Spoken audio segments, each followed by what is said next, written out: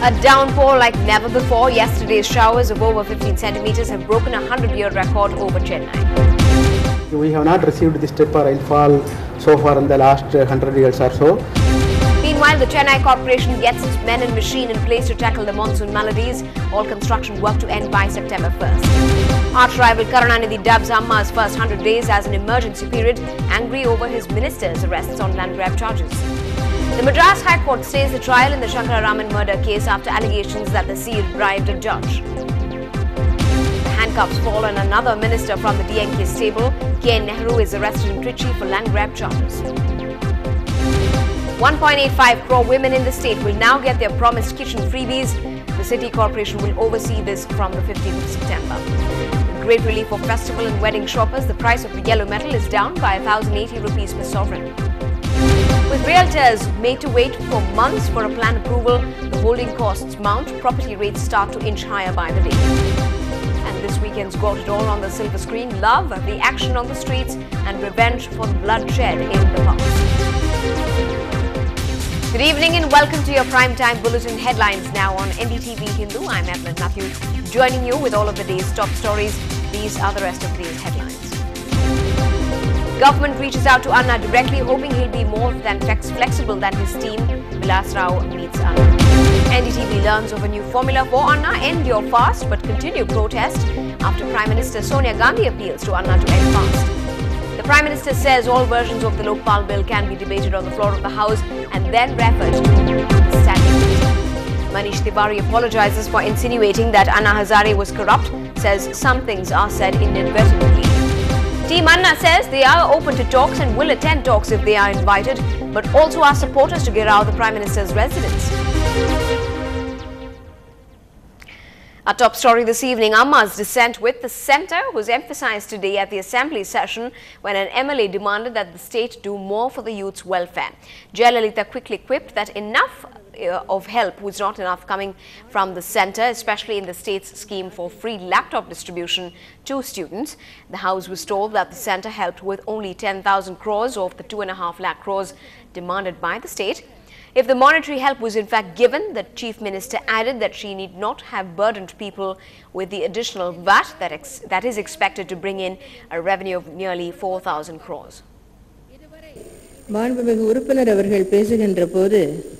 மாணவர்கள் இளைஞர்கள் இந்த நாட்டின் சொத்து, அவர்களை பேணி பாதுகாக்க வேண்டும் என்று கூறினார். அவர்களுக்கு இலவச கம்ப்யூட்டர் வழங்குவதை பற்றியும் இங்கே பாராட்டு தெரிவித்தார். ஆனால் இளைஞர்களை பேணி பாதுகாக்க வேண்டிய கடமை மாநில அரசுக்கு மட்டுமில்லை, மத்திய அரசுக்கும் உண்டு என்பதை தெரிவித்துக் கொள்கிறேன். இந்த ஆண்டு மாணவர்களுக்கு இலவச கம்ப்யூட்டர் வழங்குவதற்காக மொத்தம் 912 கோடி ரூபாய் ஒதுக்கி இருக்கிறோம். அதில் ஏதாவது ஒரு பங்கையாவது கொடுங்கள் என்று மத்திய அரசிடம் எவ்வளவோ கேட்டு பார்த்தோம். இதுவரை இந்த இலவச கம்ப்யூட்டர் வழங்கும் திட்டத்திற்கு மத்திய அரசு 1 ரூபாய் கூட நமக்கு ஒதுக்கவில்லை என்பதை தெரிவித்துக் கொள்கிறேன். Moving to another major IT announcement at the State Assembly session today, it has been decided that broadband connectivity will be provided to 12,618 village panchayat offices across the state. Meanwhile, efforts are being undertaken to set up BPO centers at rural areas, including one at Sri Rangam, Jayalalitha's hometown. This drive will include cloud computing-based PCs, which will be given to the village administrative officers as well as revenue inspectors. In addition to this, college students from the rural areas will be imparted IT skill set training by technical experts. But back here, training in computer skills will be a subject in the foundation training given to the staff members of the Secretariat.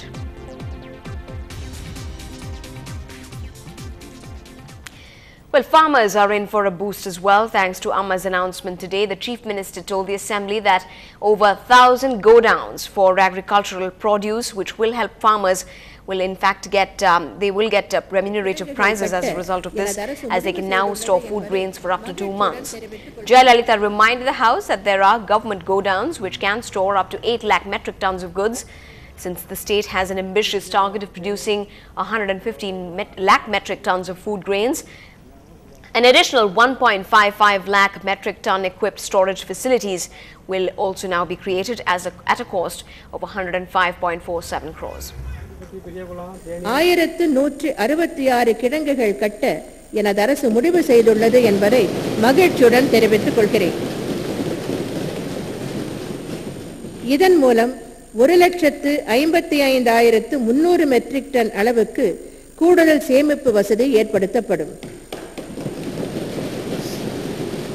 இதன் மூலம் தானிய சேமிப்பு இழப்பு குறைக்கப்படுவதுடன் தானிய ஈட்டுக்கடன் வசதியும் அதிகரிக்கப்படுவதால் விவசாயிகளுக்கு ஆண்டுக்கு சுமார் 26 கோடியே 40 லட்சம் ரூபாய் அளவுக்கு கூடுதல் வருவாய் கிடைக்க வாய்ப்பு ஏற்படும் என்பதையும் மனநிறைவுடன் தெரிவித்துக் கொண்டு அமைகிறேன்.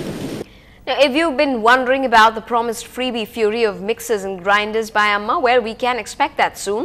The state's Minister for Special Program Implementation informed the Assembly today that 1.85 crore women would be eligible to get free mixers and grinders as well as electric fans, and that would be distributed starting the 15th of next month. Tagging this as Amma's Kitchen Revolution, he added that the distribution is being undertaken by the Revenue Department in liaison with the Chennai Corporation as well. Another top man from the DMK has faced land grab charges. The former Transport Minister, K.N. Nehru, was arrested today, in fact, in Trichy. Mr. Nehru has been accused of forcing a doctor to sell his 13,000 square feet land. This now brings the number of DMK ministers who've been arrested to 3 in connection with land grabbing.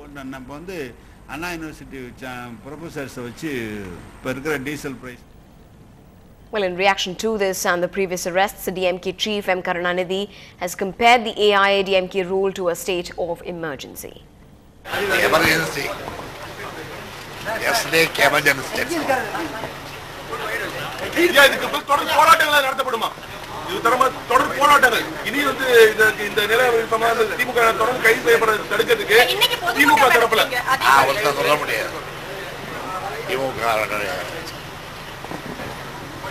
செயற்குழு பொதுக்குழுவாக இருக்கும்போது மற்ற தலைவர்களாக இருக்கும்போது நான் மாத்திரம் திமுக உள்ளாட்சி தேர்தலில் அவங்க டவுன் பண்றதுக்காக இந்த மாதிரியான விஷயங்கள் பண்றாங்க அப்படின்ற மாதிரி ஒரு குற்றச்சாட்டு பொதுவா இருக்கு, ஒரு புகார் இருக்கு.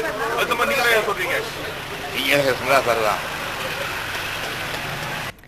In other news making headlines this evening, allegations of the Kanchi Shankaracharya bribing a judge is shaking Tamil Nadu at a time the country is witnessing unprecedented anger against corruption. The Kanchi seer Jayendra Saraswati is the key accused in the Shankararaman murder case, and the Madras High Court today stayed the trial. Sam Daniel reports. Already fighting a murder case, Kanchi Shankaracharya Jayendra Saraswati is now facing charges of bribing the trial court judge for favourable orders. In a recorded telephone conversation which was leaked, the seer is heard allegedly telling the judge,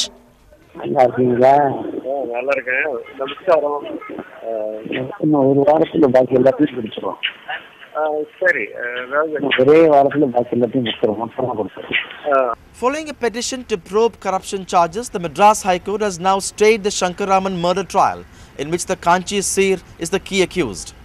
There was a possibility of the judge having been fixed and the judgment having been fixed. A retrial was sought. Sources close to the seer and the judge in question deny these allegations and say they will fight it legally.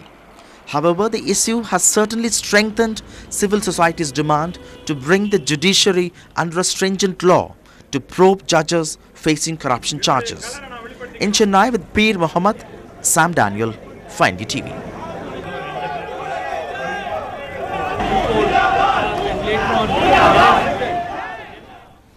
Moving on, if you're thinking of investing in a home in Chennai or anywhere in the state, you may want to take your bookings as soon as possible.